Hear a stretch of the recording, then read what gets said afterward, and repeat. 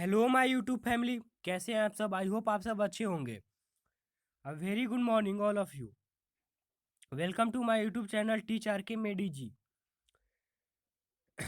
आज के सेशन में हम लोग मिसिंग नंबर से जुड़े क्वेश्चंस करेंगे, क्योंकि प्रैक्टिस करना बहुत ज़्यादा ज़रूरी है। पिछले सेशन में मैंने आपको मिसिंग नंबर से की कंसेप्ट और प्लस प्रैक्टिस भी कराया था, पर हम एक और भी सारे बहुत सारे क्वेश्चंस हैं जिसे हम प्रैक्टिस करेंगे, क्योंकि एक क्वेश्चन के बनाने का मतलब ये नहीं है कि हम पूरा क्वेश्चन बना देंगे जो मिसिंग नंबर से रिलेटेड होगा।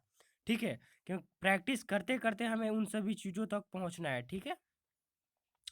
हम प्रैक्टिस करेंगे ताकि हम बेहतर बन पाएँ, और कोई भी क्वेश्चन हमारे सामने आए मिसिंग नंबर का तो हम उसे अंजाम तक पहुँचाएँ। ठीक है? तो चलिए हम इस वीडियो को स्टार्ट करते हैं। पिछली वीडियो में मैंने जो बताया था आपको, इस वीडियो में भी मैं वही बता रहा हूँ। ठीक है? कुछ अलग नहीं है। क्वेश्चन थोड़े से अलग तरीकों से बन सकते हैं। ठीक है? यही सभी चीज़ों को इसमें सीखना है। प्रैक्टिस हमें यही सब चीज़ें सिखाएगा कि हमें अगर क्वेश्चन मिलता है तो हम उस क्वेश्चन के साथ क्या क्या कर सकते हैं, क्या क्या स्थिति मत, मतलब उत्पन्न होती है हमारे सामने। ठीक है? तो चलिए देखते हैं। तो सबसे पहले मैंने आपको बताया था कि अगर इस तरह का क्वेश्चन कभी भी मिले आपको, तो सबसे पहले कुछ नहीं, कहीं नहीं भटकना है, आपको केवल रो देख लेना है। ठीक है? आपका ये रो हो गया, आपको ये रो देख लेना है, और फिर आपको देखना है अपना ये कॉलम कॉलम। ठीक है? ये कॉलम देख लेना है। इन दोनों को देखने के बाद आपका काम होगा कि आपको ये देखना है कि हमारा रो ज़्यादा इंक्रीज कर रहा है या कॉलम ज़्यादा इंक्रीज कर रहा है। इंक्रीज करने का मतलब बढ़ कौन रहा है ज़्यादा, रो वाला संख्या ज़्यादा बढ़ रहा है या कॉलम वाला संख्या ज़्यादा बढ़ रहा है। तो हम यहाँ देख पा रहे हैं कि ये 3 से 7 हो रहा है और 7 से 11 हो रहा है, और हम रो में देख रहे हैं कि ये 3 से 5 हो रहा है और 5 से 16 हो जा रहा है।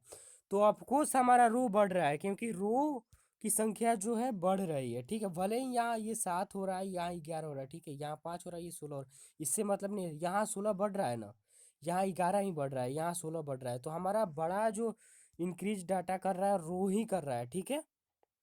जो संख्या बढ़ रहा है रो में ही बढ़ रहा है।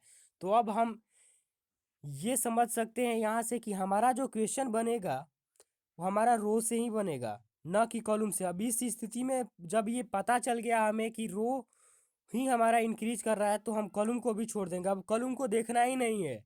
अब जो भी क्वेश्चंस बनेगा हमारा रो से ही बनेगा। ठीक है? तो अब हम क्या करेंगे कि मैथमेटिकल टूल्स के बारे में मैंने आपको बताया था। ठीक है? मैथमेटिकल टूल से प्लस माइनस गुना भागा, जिसे आप डिवाइड भी बोलते हैं। ठीक है? भागा square and cube, sorry, cube. ठीक है? और ये यहाँ मैंने मेंशन किया है मैथमेटिकल टूल्स, आप देख सकते हैं। ठीक है? तो अब आपको रो और कॉलम देख लिए हैं, और आप ये भी देख लिए हैं कि डाटा कौन ज़्यादा इंक्रीज कर रहा है, तो रो वाला डाटा इंक्रीज कर रहा है आपका। अब आप इस मैथमेटिकल टूल्स की सहायता लेंगे। ठीक है? तो क्या हम 3 + 5 करेंगे तो हमें 16 रिजल्ट मिलेगा? बिल्कुल नहीं मिलेगा। ठीक है? अगर हम 3 - 5 करते हैं तो भी हमें 16 रिजल्ट नहीं मिलेगा। ये यहीं पे खारिज हो गया। ठीक है? यहीं पे गलत हो गया।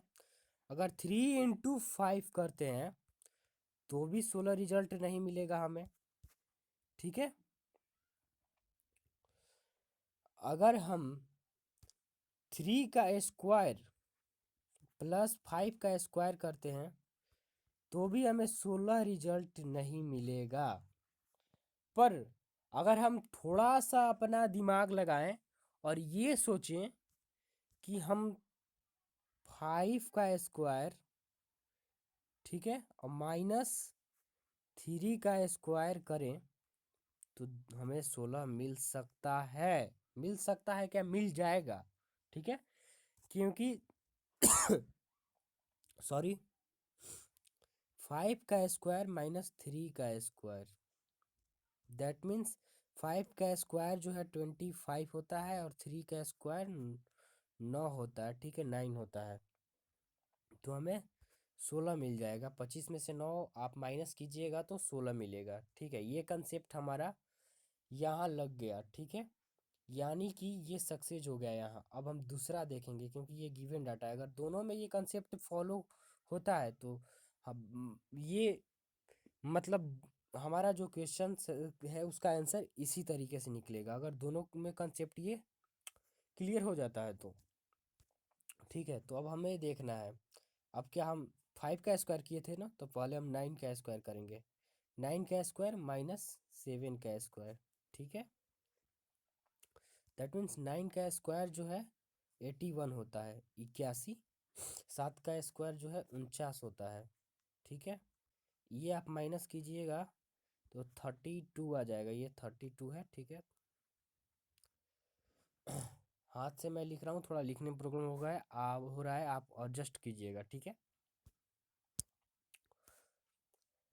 तो 32 मिल गया, यानी कि यहाँ और यहाँ भी सक्सेस हो गया। दैट मीन्स ये वाला रिजल्ट भी हमें इसी मेथड से मिलेगा। ठीक है, तो अब हम जैसे यहाँ 5 का पहले स्क्वायर किए थे, फिर यहाँ 9 का स्क्वायर किए थे, उसी तरह से हम यहाँ 13 का यानी 13 का स्क्वायर करेंगे पहले। ठीक है, 13 का स्क्वायर माइनस 11 का स्क्वायर। अब हम 13 को स्क्वायर करेंगे तो 169 हमें मिलेगा। ठीक है, 169। ठीक है, 11 का स्क्वायर करेंगे तो 121 मिलेगा, 11 का स्क्वायर।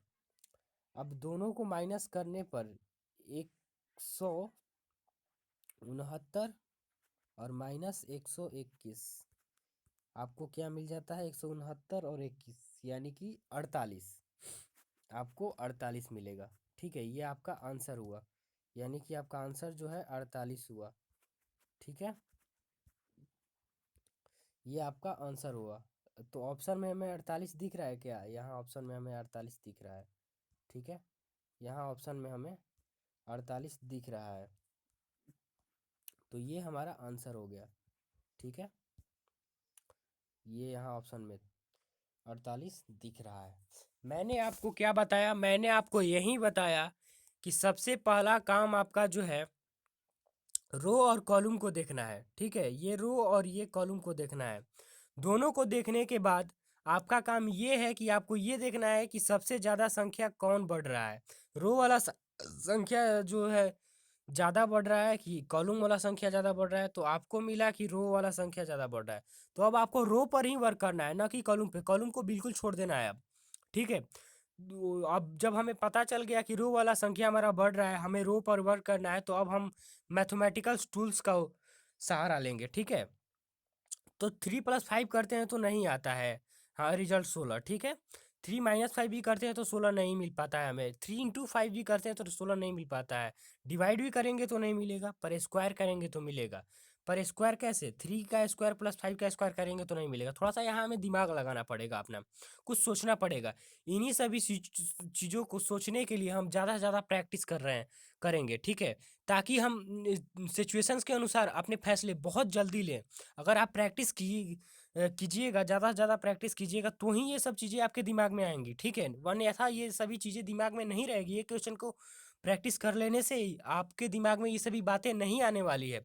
आप ज़्यादा से ज़्यादा क्वेश्चन को प्रैक्टिस कीजिएगा तो ही आपके दिमाग में ये सभी चीज़ें आएंगी, और आप रिजल्ट तक आसानी से पहुंचिएगा। स्क्वायर करेंगे तो 5 का स्क्वायर पहले करेंगे, 5 का स्क्वायर और 3 का माइनस करेंगे 3 का स्क्वायर। ठीक है, तो 5 का स्क्वायर 25 होता है और 3 का स्क्वायर 9 होता है।